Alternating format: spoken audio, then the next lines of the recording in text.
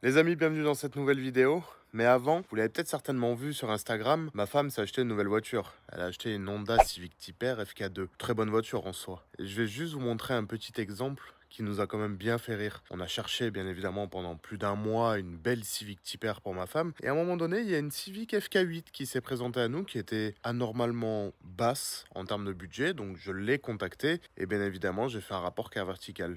Je vous laisse deviner ce que j'ai trouvé. Nous voici sur le rapport car vertical de la Civic que j'avais trouvé. Car vertical qui est le sponsor de cette vidéo qui m'a permis justement de la réaliser et de vous montrer aussi à quel point on a bien failli se faire avoir. Là on peut constater que la voiture a eu un petit souci au niveau d'un dommage. Regardez ce qu'on a pu trouver. Donc là on va retrouver des photos de la voiture telle qu'elle était en vente, je suppose, avant l'accident, donc en 2021.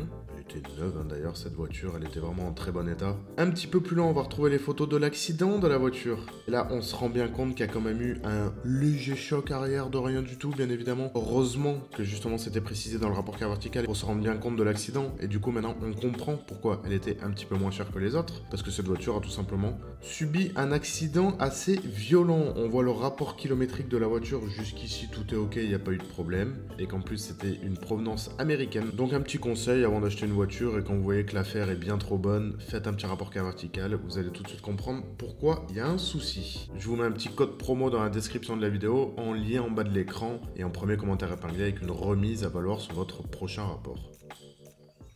Les amis, bienvenue dans le deuxième épisode du swap de boîte de la Chaser. Le plus dur est fait, j'ai envie de dire. Là maintenant on va commencer à s'attaquer à l'intérieur. Et je pense qu'on va franchir une bonne étape, moralement parlant. Ça va être le démontage du shifter de la boîte auto. Et du coup la mise en place du shifter de la boîte manuelle.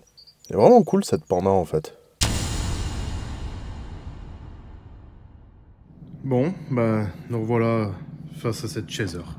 Alors, l'opération du jour va être de voir si, vous voyez ça là, où il y a le câble rouge qui sort, bah de voir si on peut venir mettre le maître-cylindre ici pour simuler du coup la mise en place de la durite rigide de embrayage, pour voir du coup jusqu'où elle va, où est-ce qu'elle atterrit, pour qu'après moi du coup je mesure la distance entre la durite rigide et le récepteur qui va sur la boîte BM, pour après aller faire sur mesure le petit bout de durite flexible pour relier les deux, en gros hein, la durite donc rigide Toyota vers le récepteur de la boîte BMW. Ce câble rouge, bah il va falloir le délocaliser aussi, surtout que je sais pas ce que c'est parce qu'il était là d'origine avec la voiture et il rentre dans la boîte à fusibles et je soupçonne, alors je vais essayer, je vais le savoir très vite, que ce soit mon turbo timer, que ce soit la masse ou le plus, je sais pas, du turbo timer. Donc si c'est ça, je le relocalise, je le fais passer ailleurs, c'est pas un problème. Ensuite, qu'est-ce qui va falloir faire? On va démonter le shifter, les vestiges encore de la boîte automatique qui vont rester ici. Donc là on va y aller mollo, on va démonter un peu toute la partie de la console centrale pour pas abîmer justement les plastiques, le carbone et tout. La durite rigide, normalement je l'avais mise à l'abri, voilà elle est ici, donc ça on va la mettre en place. Et dans le coffre on va retrouver du coup le maître-cylindre avec le carton du Japon. Et je vais aussi essayer de concevoir la pédale, de tout rassembler les pièces, de toute la construire pour construire la pédale d'embrayage et voilà, de monter tout ça ensemble. Normalement ça devrait être facile. Et aussi de poser en place le shifter final de la voiture. Ça va aller plus vite que prévu hein. On a appelé aussi la société qui va s'occuper de l'arbre de transmission. Ils m'ont annoncé 72 heures de délai, donc on va essayer normalement demain de leur déposer pour à la fin de la semaine pouvoir le récupérer et pouvoir le monter. Parce que là tu vois, il faut s'occuper de ça. Et ça, c'est Anto qui doit le faire. Moi, aujourd'hui, il est occupé, il ne pourra pas me le faire. C'est pour ça que moi, pendant ce temps, je vais avancer sur tout ça. Et bien, c'est parti pour du démontage interne. Bon, l'avantage, c'est que sur les japonaises, tout est quand même assez solide, solidement fait. C'est-à-dire que les plastiques et tout, c'est du très solide. Et c'est généralement clipsé. Donc, normalement, on va être à base de clips, de tirer des pièces. Et ça devrait se démonter assez facilement.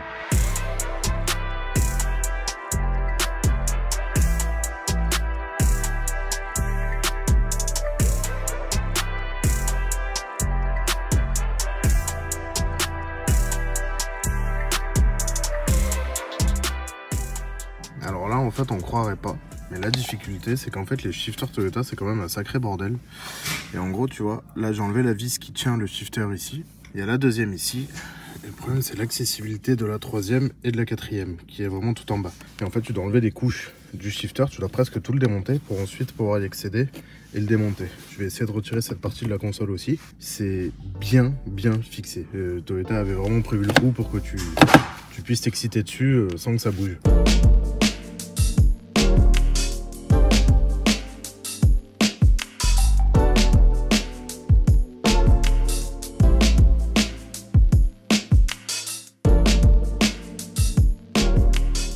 Alors l'accoudoir n'est pas très coopératif, mais j'ai réussi à le reculer juste ce qu'il faut pour aller récupérer les deux vis qui sont là-bas. Normalement, il commence à bouger là. Mais je pense... Ouais, je pense que je vais devoir malheureusement continuer à démonter un peu des plastiques, mais le frein à main là il m'embête. J'ai pas très bien compris comment le retirer, je vais me débrouiller. Voilà qui est bien mieux. Et ouais, ça me bloquait avec le siège baquet en fait. J'ai le siège qui est, vu que c'est un siège en version large, il est collé contre le frein à main. Du coup, ça me bloquait pour pouvoir enlever le plastique. Du coup, hop, les deux vis. Ça, c'est bon. Cette partie devrait pas être trop casse-couille. Et normalement, le levier, ouais, c'est bon. Je fais un peu de place et normalement, je devrais pouvoir l'enlever là.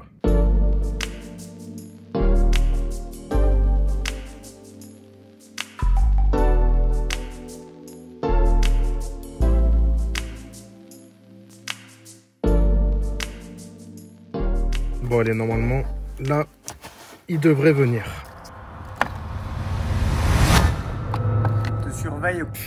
On te surveille, attention.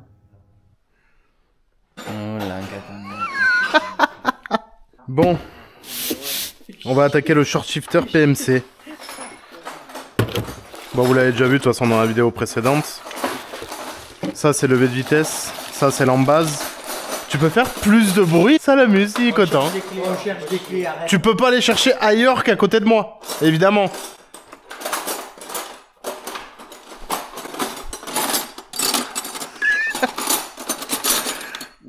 Ah, hein? Un peu quand même, hein? On va s'occuper d'installer ça. On va déjà monter ça. Alors... Ah bah tiens. On voit la boîte. Bon bah déjà, tu vois que c'est fait pour JZX 100. Ça rentre nickel. Je pense qu'on va se servir des vis qui servaient à tenir le shifter d'origine. Parce que, combien j'en ai là? 1, 2, 3, 4, 5, 6. Ah, 1, 2, 3, 4... Ah non, ils m'ont fourni les vis avec.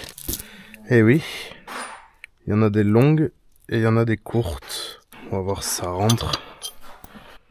Ah oui, c'est prévu pour aller là. Allez, je place la première et après je vais lui mettre du frein filet sur les autres.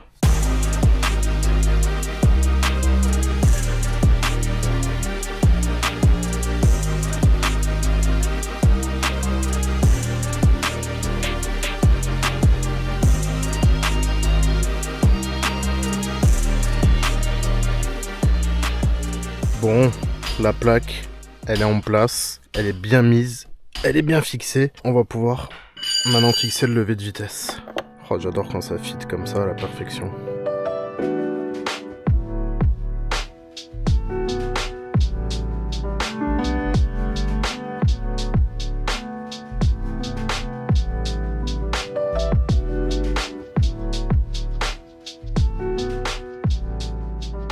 Le lever de vitesse est en place. Maintenant, il faut qu'on passe à l'épreuve Lego, la pédale. En gros, voilà à quoi ça ressemble. Donc, il y a toutes ces pièces. Voilà, ça va jusqu'en haut, jusqu'en bas, qu'il faut assembler. En se servant de ça, alors ce que je vais faire, c'est que bêtement, heureusement que j'ai commandé tout chez Toyota. Du coup, tout est étiqueté avec les références. Donc, au moment, je ne devrais pas trop galérer. On va juste essayer de comprendre qui va où et qui fait quoi. Et normalement, je devrais pouvoir réussir à assembler ça assez rapidement.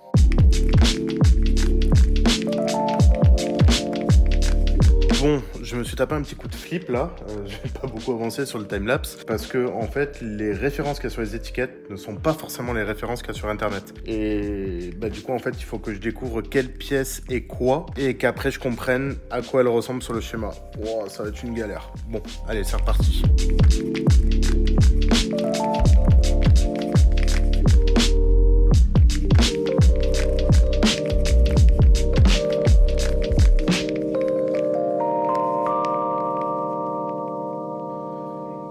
Bon voilà, on a fini la pédale, ça y est, elle est fixée, elle est montée. Il restera juste l'axe ici que j'ai laissé pour venir fixer ici le maître cylindre. Donc là, maintenant, bon, ça on verra plus tard, c'est la pédale de frein. Ça va sur la caisse.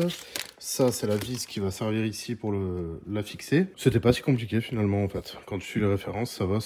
Il y avait plus de pièces et au final, c'est très simple en mécanisme. Là maintenant, il faut que je fixe ça, le maître cylindre. Sauf que y a ce câble là que j'ai enlevé de la voiture qui était connecté à un fusible de la boîte à fusible. J'étais persuadé que c'était mon turbo timer, mais en fait pas du tout.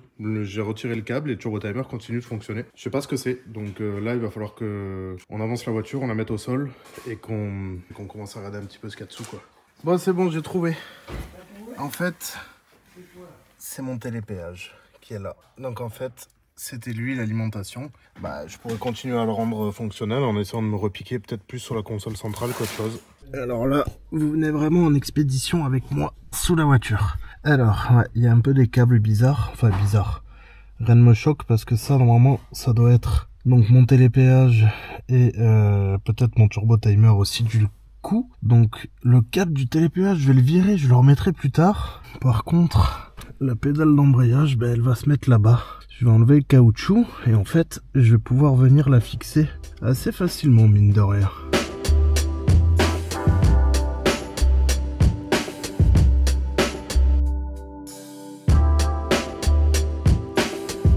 Wow. En fait, j'ai l'impression qu'il y a un truc qui m'emmerde. Ah, j'arrive pas à le voir. Qu'est-ce que c'est ça? Ah putain, ok, je le vois le trou. J'ai vu le trou où est-ce qu'il faut mettre la vis de support. Là, il y a ce câble de con. C'est quoi ça? Il doit y avoir... Ah. Il doit y avoir un sens, une manière de la passer. Ah, j'ai plus de lumière. Voilà. Oh, naze. Ouais, en haut, je le vois. Oh, putain. Con, faut pas être claustro. Ah, il manque pas beaucoup, là. Il faudrait la plaquer encore. Attends, mais est-ce que c'est pas mon... Moi, je me demande si... Putain, c'est pas l'espèce de protection, là, qui nous empêche d'aller la plaquer. T'arrives à me filer un tournevis plat, s'il te plaît? Là, voilà, faut pas que ça bouge, là. Ah, oh, putain, non, ça passe pas. Attends. J'essaye de revenir. Ouh. C'est bon. J'ai réussi à aller viser la vis qui était tout en haut. C'était pas une partie de plaisir. Mais au moins c'est bon. La pédale d'embrayage est fixée. Bon, à côté de la pédale de frein, c'est sûr qu'elle fait un peu grosse. Mais c'est bon. La pédale d'embrayage est mise. Bon, maintenant, il faut que je démonte cette pédale pour qu'on la raccourcisse. Et il faut aussi que je change le repose-pied. Mais le plus dur est fait, c'est bon. Fin de journée. Je suis content parce que j'ai fait une étape que je ne pensais pas que j'allais faire moi. Je pensais que c'est plus Anthony qui allait la faire ou autre. Ça commence à prendre forme. En fait, ce qui me fait délirer, c'est que petit à petit, je suis en train de voir en fait une Chaser en boîte manuelle en train de se construire. Et ça me fait délirer parce que vu que j'ai pris que des pièces Toyota, bah, tu te rends compte à quel point cette voiture était prévue autant pour être en boîte auto qu'en boîte manuelle parce que tout est pré-percé. Et ça me fait délirer parce qu'en fait, mis à part, une fois que ce sera fini, la plaque constructeur, tu pourras même pas t'apercevoir que c'était une boîte auto à l'origine. Bon, aussi, le compteur, il y a quelques trucs qui vont trahir, mais un œil non aguerri ne verra pas le swap de boîte. Bon, après, de toute façon, on va mettre cylindre. À part un Toyota, je vois pas vraiment ce que tu peux mettre d'autre. Bref, je me comprends encore une fois. Mais ça, c'est fait. Je suis content. C'est bon, les pédales c'est bon. Alors j'ai pas filmé, mais j'en ai quand même bien chié pour monter ça là-bas, là, le repose-pied boîte manuelle. Il m'en a bien fait chier. Donc les 3 pédales sont là, ça y est, enfin. La pédale du milieu, bah je l'ai pas acheté, hein, comme je vous ai dit, j'ai choisi la solution de facilité. Je vais la réduire en taille, on va la disquer ou quoi. Alors ce qui m'embête, c'est que pour la démonter, c'est pas facile. Par contre, je me demande si je vais pas aller la choper à la scie sauteuse ou quoi. Je pense que je vais faire des cotes, je vais prendre la pédale d'embrayage, je vais reporter au milieu directement les cotes, je vais tracer en fait. Et après, il vient le cache par-dessus, donc même si je fais ça un peu à l'arrache, ça se verra pas, il y aura le cache pédale par-dessus. Je pense que je vais la jouer comme ça. Je suis très content. Le levier de vitesse. Je suis vraiment très content. Ça va littéralement me changer la vie de la voiture, la conduite, le feeling que j'ai avec elle. C'est plutôt cool. J'ai très hâte que ça se termine. Et surtout, j'ai très hâte de finir de construire la voiture de mes rêves. Parce que là, passer en boîte manuelle, déjà, c'est un grand pas. Après, il va y avoir l'esthétique. Et après, il va y avoir les choses sérieuses. Et là, on va attaquer la prépa moteur. Je me languis. Bon, ça se fera sur toute l'année 2024. Hein. De toute façon, va pas falloir être pressé. Mais là, déjà, on commence à avoir de beaux changements. Allez, fin de journée. À demain. Allez, c'est reparti pour un tour. On est le lendemain. Anto est d'attaque. Et aujourd'hui, normalement, on dépose l'arbre de transmission. Et je vais faire la durite pour l'embrayage. Jour 2, aujourd'hui, on fait des dérapages là-bas. Non, j'y crois pas une seconde, j'aurai jamais l'arbre de transmission malheureusement. À part si je paye un supplément pour l'avoir tout de suite rapidement, mais je ne pense pas. Mais oui, effectivement, si l'arbre de transmission était fait, ben en fait oui. Je fais moi l'arbre de transmission, donc autant on fait des dérapages là-bas ce soir. À tout moment, oui, en fait, à part l'arbre de transmission, tout est bon. Je vais aller te chercher ce qui va devenir ta traverse de boîte, prends pas peur. Pourquoi? Ah, mais tu l'as pas fait encore. Non. Ah, j'ai eu peur, j'ai cru que tu l'avais fait. La matière première. Oui, mais de toute façon, hein, ça m'ira très bien.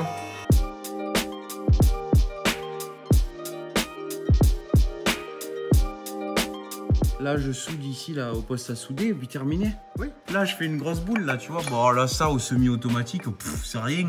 Je démarre au bord, là, je fais une grosse boule, un gros cordon. Hein, non, Thibaut, viens me voir. On soude, là, ici, non? Là, je soude, et puis terminé. C'est parfait là. Allez, Je t'emmerde bon. pas. Allez, Et là, tu vois le jeu qui compense, je te le tiens bien centré. Voilà, Et tu fais un gros cordon dedans. Venez faire vos prépas chez GMT. Préparation auto. De qualité. Ben, la boîte elle est grosse, du coup le touche en haut là-bas dans le tunnel, donc en gros elle est légèrement trop comme ça vers le bas. Donc, si tu regardes là, mais après je sais pas si on va voir parce que c'est vraiment subtil, mais en gros si moi je m'aligne, ben tu vois que en gros ta tulipe elle est comme ça quoi, exagérément. Oui. Mais je sais pas si tu vas le voir en vidéo. Non, ça rentre pas En fait si je m'aligne il faudrait que je sois comme ça. Sauf que si je fais travailler le flector comme ça en biais, ben, ça va durer 50 km et il n'y en a plus quoi. Ça va le centrifuger, tu sais, le faire tourner comme ça l'explose. Parce que la boîte là elle est finie, on peut pas mettre plus haut, je dois être à 5 mm de la caisse en haut. Et normalement on devrait s'aligner au flector. Bon, ça y est, là tout est prêt pour aller maintenant au magasin de durite, au magasin de vis aussi, parce qu'on a déporté le palier et donc du coup il faut des vis plus longues. Là Anto va commencer à attaquer les soudures du support de boîte qu'il a fabriqué. Je vais vous faire des petites images un peu stylées de soudure. Action! Chez JMT on est des simuleurs, on simule. Du coup vu que tu vas m'emporter le flector, et comme ça là je sais où le flector il tombe, tu vois, je peux travailler. Ouais. Parce que sinon je t'aurais dit merde, le flector il est parti chez Bip. Voilà. Quel beau flector et quel beau support de boîte que tu es en train de nous fabriquer. Ça je vais le copier pour la mienne de boîte, hein. Ouais. Pour ma voiture en même temps. Je vais te facturer les droits d'auteur. Support de boîte de E60 hein, aussi au passage. 530D E60. Donc il y a une boîte de E46, un support de E60 et une E36 turbo de 1000 chevaux de ronde. Ça serait bien.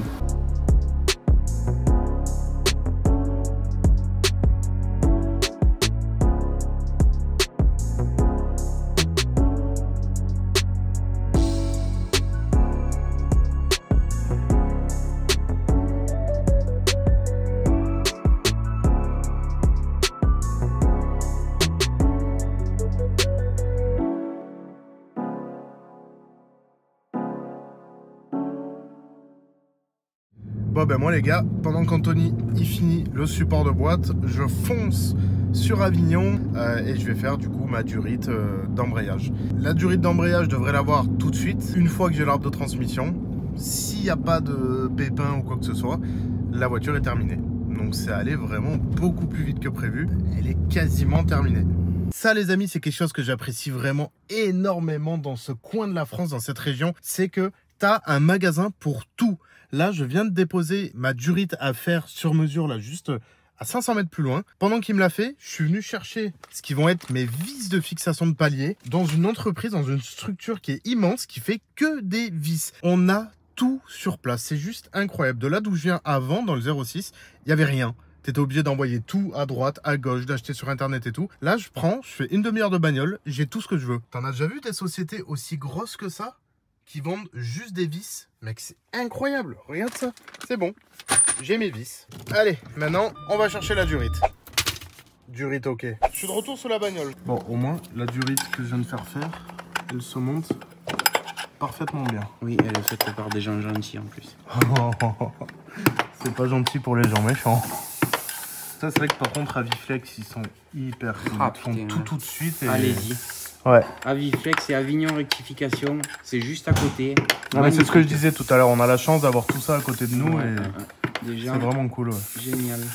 Bon, et ben voilà, j'ai remonté mon petit intérieur. Alors, j'ai pas encore remonté ça parce que demain, je vais changer la console de clim. Là, j'ai un petit souci sur la clim et je me demande si ça vient pas de la console. J'en ai une neuve, je vais la changer demain. Pour remettre ça, en fait, faut d'abord remettre ça. Donc, pour l'instant, je laisse comme ça, mais la coudoir et tout est remonté. Ça, y a pas de problème. Et du coup, ben, ça y est. Les vitesses passent, c'est plutôt cool. Ben, c'était encore une plutôt bonne journée et éprouvante. Je suis content qu'on ait vachement bien avancé. Donc là, le programme, c'est qu'on attend sagement que demain matin, Anthony revienne au garage. Il va s'occuper de l'arbre de transmission et donc techniquement, la voiture devrait rouler en boîte manuelle. Je vous avoue que je suis un tout petit peu impatient quand même. À demain! Tout est possible, tout est réalisable. C'est le jeu de la vie, Peter. Tout est possible, tout est réalisable. C'est le jeu de la vie. Le jeu de la vie. Nouveau jour, il vient d'arriver, il a mon arbre. C'est le jeu de la vie. Tout est possible, tout est réalisable sur JMT. Venez. Là, ça, c'est l'arbre d'origine. Et dedans, regarde, j'ai vu, il y a un truc pour l'anti-humidité. Eh? Il y a un papier. D'accord. J'essaierai de voir, autant il y a des trucs marqués. Il y a des trucs marqués? Je sais pas. C'est la recette secrète du JZ. Ça sent le Japon. Oh, arrête, toi, tout a une odeur avec toi. Tiens, ça sent le Japon. Magnifique. Tu peux pas faire mieux là, c'est... Ah ouais. Là, tu mets 2 tours de chaque Là, après, carton, du coup, t'as juste la longueur et tu soudes, c'est ça. Ouais, c'est ça. Et tu te sers de ce tube en fait pour lier les deux à l'intérieur. Ben, pour faire guide. Ouais, ok, d'accord. Parce qu'Anthony, c'est le guide. C'est le guide. C'est vrai qu'on a une photo de lui en guide. Camping, tu vois, en camion, Oui, oui. c'est le guide. Anthony. Regardez, je vous mets une photo de lui quand il fait le guide. Oh, la photo sera sur internet. Oh non, Ah, faut pas si. mettre cette photo. Ah si, Oh, avec... tu es vraiment un con. Tu es con, mais pas ça, hein. Si. Oh la ganache. Si, je l'ai la photo, je l'ai. Avec le t-shirt. Je l'ai. Ah non, le t-shirt sur la tête. Sur la tête, sur la tête. C'est vrai que c'est bizarre. Ce petit carton là, il pense que c'est pour l'humidité. Tu veux vraiment que je l'enlève là, le carton à l'intérieur? Ça te perturbe ça, hein? Et c'est rien, hein. Lui, à tout moment, il croit que c'est des plans ou quoi, tu sais, des codes secrets pour un lancement nucléaire. C'est chiant en plus à attraper, hein.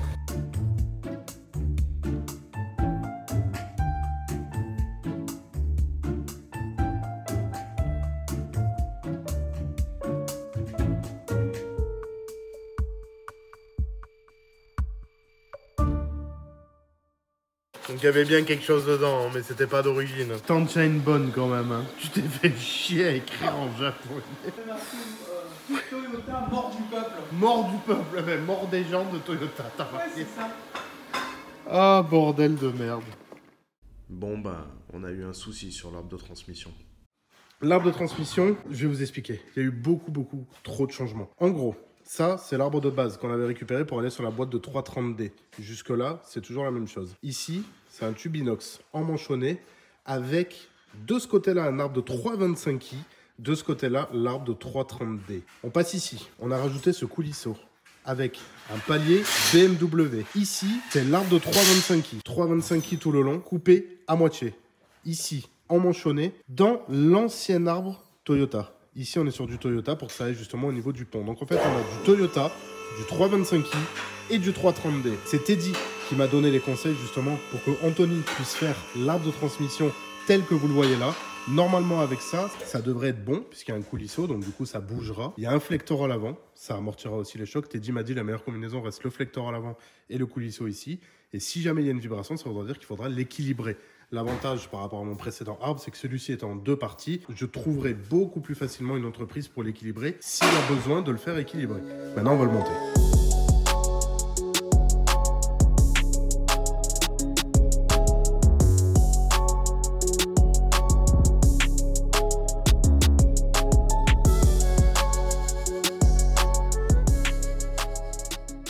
Bon, ça y est, j'ai monté l'arbre de transmission. Je vais faire tourner un peu les roues et après je vais venir visser ça, là, verrouiller ça avec l'arbre. Là c'est ok, c'est ok. Ça m'a l'air quand même droit. Hein. Je pense que ce coup-ci, le coulisseau n'y est pas pour rien. Je vais faire tourner, on va voir. Oh putain non, on va remonter la ligne avant de faire tourner les roues.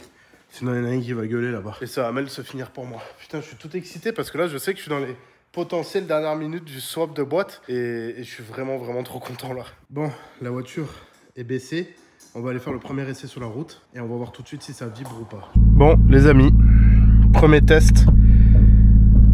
J'espère que ça va aller. Bon, en tout cas, le feeling du passage de vitesse est incroyable. La pédale d'embrayage, j'ai jamais eu une pédale aussi molle. C'est très déstabilisant. Hop là.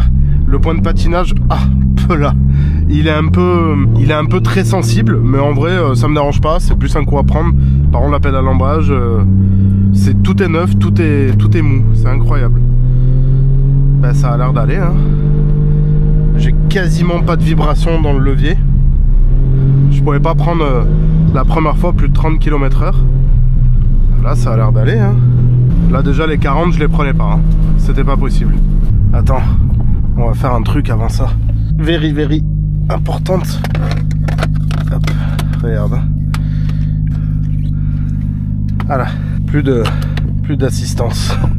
Je veux pas être bridé par de l'électronique ou quoi pendant que je l'essaye. Ah putain, c'est la première fois que je roule ma Chaser. Wow. Un truc qui vibre à mort derrière ou... Ah là, la route de toute façon elle est défoncée donc... J'ai l'impression d'avoir une petite vibration sous mes fesses, ouais, légère. Mais surtout quand je tourne, bizarrement, je sais pas. Ouais, il y a une petite vibration sous mes fesses, ouais.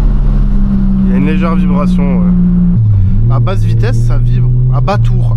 Attends, on va essayer. Bizarre, à bas tour. Ouais, c'est bizarre. Ça viendrait de la boîte. On va revérifier les serrages, mais... Ouais, après, plus tu montes dans les tours, plus tu montes dans la vitesse, moins ça vibre, bizarre. Je vais essayer de mettre... Ah mais oui, c'est vrai que j'ai une boîte 6 maintenant. Ouais, c'est vers les 2000 tours qu'il y a... Vers les 2000 tours, il y a une vibration un peu sous mes fesses. Mais sinon, c'est ok, hein. Putain, ça y est. J'ai ma Chaser en boîte manuelle. Ah, ça me fait bizarre de la conduire en boîte manuelle. J'ai l'impression d'avoir une nouvelle bagnole. Oh là là, c'est trop bien. Ah ouais, là je suis content, là, ça y est. Oh, mon rêve, il est en train de se concrétiser. Bah là, c'est bon, hein. Chaser boîte manuelle, c'est bon, hein. Le plus gros effet. Oh là là. Ah oui, puis elle est violente, là. Oh, elle est énervée, la petite. Oh là là là là là là. Oui, elle est énervée, Ça va bien. Wouh.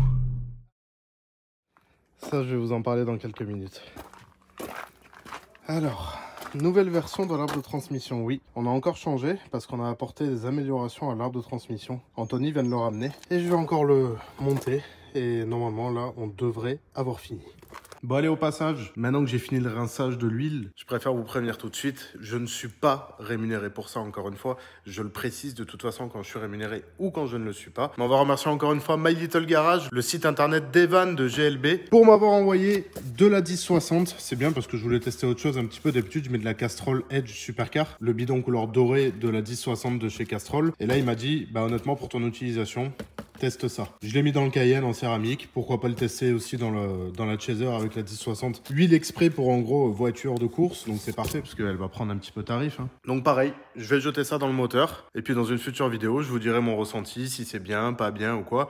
Mais là, sur de la 1060 qui est encore plus aboutie que la Castrol, d'office, hein, je pense qu'il n'y aura pas trop de problèmes et que ça devrait être plutôt pas mal pour une utilisation justement extrême comme je vais faire avec la voiture en termes de rupteur, de souillage de moteur en bonne et due forme. Ce sera pas du luxe de lui mettre ça. Merci encore, je vous mets le site dans la description d'ailleurs si vous voulez vous équiper de la Saint-X qui pour moi je pense est une huile plutôt pas mal parce qu'elle a fait quand même déjà du bien à mon Cayenne. Et si on revenait maintenant à ce qu'il y avait dans le coffre de la 205 et vous allez voir, il y en a un qui va être très content. Vous connaissez tous Max Speeding Rod, vous savez qu'ils font des produits d'une qualité qui ne correspondra pas forcément aux besoins de tout le monde en termes de performance châssis, si on peut appeler ça comme ça. Je sais qu'il y a beaucoup de personnes qui se plaignent de leurs amortisseurs, mais là du coup, c'est dans l'outillage. L'outillage, moi j'en fais pas. Les garçons, ils avaient besoin d'outils et ils ont répondu d'une manière favorable à me fournir beaucoup d'outils qu'on va avoir besoin dans le garage. Donc par contre, pour ça, on va le vérifier ensemble, mais je pense que vous pouvez vous servir chez eux pour tout ce qui est outils spécifiques, moteur ou quoi. Normalement, ça devrait faire parce que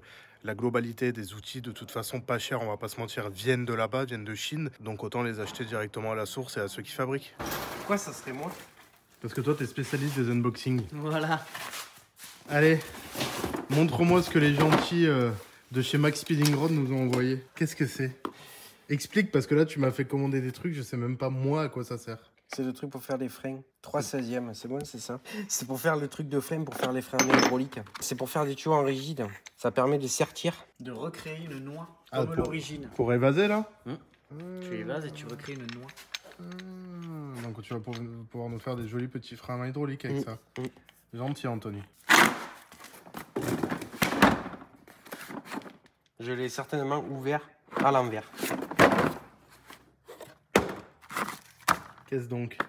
Outil à son lambda. C'est toi qui as commandé ça. Ah oui, pour enlever les sons lambda et laisser passer le câble. Voilà, pas besoin de mots. Outil suivant. Toujours de la violence, hein. Oula, qu'est-ce que c'est ça? Tu vois, c'est tuyaux en alu que tu coupes. Bon, c'est un autre outil pour faire de la découpe sur place. Avec la petite rondelle ici, là, qui coupe. Outil suivant. On n'a pas le temps d'essayer. Outil suivant. Outil suivant. Oh merde. Outil suivant. Il est mal replié. Il est mal replié. C'était où sa merde? Outil suivant. Ferme-moi cette valisette.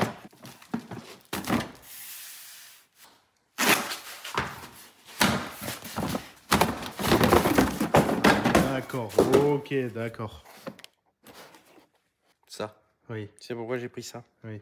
Pour mettre en pression le Vanos. Qui sert donc à caler le Vanos des M50? M40, M42, calage distribution. Ah d'accord, donc Que ça, nous, on l'avait fabriqué. de tout moteur BM? De tout moteur M50, M52, M54. M40, M43, M42, M44, M50, M52, M54 et après on ne veut pas toucher. Outil suivant. Grosse valisette, là. C'est plus une valisette, maintenant. Ça, Là, c'est on lourd. passe hein. aux valises. Hein. Ça, c'est lourd. Oh, pauvre. Ça, je sais ce que c'est, normalement. Ouh, le compris me ressort. Oh, Ouais, oh, d'accord. je t'ai dit, c'est lourd. Oh, pauvre. Et là, sur les côtés aussi, j'ai la même. Ah. Voilà. Ça, c'est pour éviter de te prendre le ressort dans la couenne. Il te manque un mort. Voilà l'unboxing de C'est vrai Max Speeding Non. Rods. Voilà. Il manque un mort. bah oui. Voilà. Non, c'est pas vrai. Mais si, il doit manquer un mort. Il y a un petit peu de demande de SAV à faire. Salaud. Oh bordel. Je pense qu'ils ont oublié de m'envoyer une pièce. Ah, j'en ai marre. Bon, Max Speed, si vous regardez cette vidéo, il manque une pièce. Envoyez-la moi. Bon, ben, je crois qu'on arrive à la fin du montage de la boîte manuelle. J'ai monté l'arbre de transmission. Ça a l'air d'être parfait. Bah, du coup, ça va être le moment d'aller essayer pour voir si tout est ok, s'il n'y a pas de vibration, pas de bruit suspect. Sachant que j'ai aussi, je sais pas si j'en ai parlé d'ailleurs, j'ai monté les supports moteurs rigides Kazama. Bon, ben ça fait un bruit pas possible. Par contre, ça, c'est clair que le bruit est présent. Mais bon, au moins, demain, je vais mettre de la puissance dans la voiture. Ça risque pas de s'arracher, ça va tenir, il n'y aura pas de souci. Bon, très bonne nouvelle. Il n'y a plus rien. En gros, on a suivi les conseils de Teddy, mais il y avait encore un truc qui allait pas parce que la partie arrière de l'arbre de transmission, donc qui est de 3,25, a été coupée au milieu et c'était pas une bonne chose. Il fallait le couper à la fin. Donc là, Anthony a refait une troisième version de mon arbre de transmission et ça y est, il n'y a plus de vibration. C'est enfin terminé. Ça vibre pas du tout. Hein. Là, je viens de prendre 90, pas une vibration, rien du tout, c'est tout parfait. Ça y est. Ben, je crois qu'en fait. On peut officiellement dire que ça y est, la Chaser est terminée et elle est en boîte manuelle. Et ça marche super bien. Ah ouais, ça fait des bruits pas possibles dans tous les sens par contre. Mais ça c'est normal. Le shifter, il est fixé à même le châssis, donc forcément ça transmet les vibrations.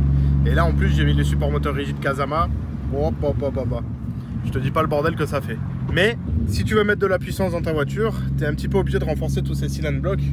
Parce que si c'est pour arracher les supports moteurs toutes les 2 semaines à chaque accélération ou à chaque événement drift, bah c'est clairement pas le but. Mais là, ça y est, c'est officiel. Tout est ok. Ça me fait bien plaisir. En vrai, je suis trop content. Ben voilà, c'est l'aboutissement déjà d'une grosse étape passée avec cette voiture. Maintenant, il va rester la partie esthétique, la partie prépa moteur. Maintenant, on va aller tester ça en montagne. Les amis, si c'est pas déjà fait, pensez à vous abonner à la chaîne. Je continue encore une fois de vous remercier 1000 fois pour cette série sur la Chaser. Ça me fait vraiment plaisir. Et encore une fois, c'est grâce à vous que je peux réaliser mes rêves comme ça. Et je vais pas me mettre à chialer parce que c'est bon, hein, on en voit souvent sur YouTube des mecs qui chialent, mais ça me fait vraiment plaisir. Je suis très heureux. À bientôt dans la prochaine vidéo. Ciao!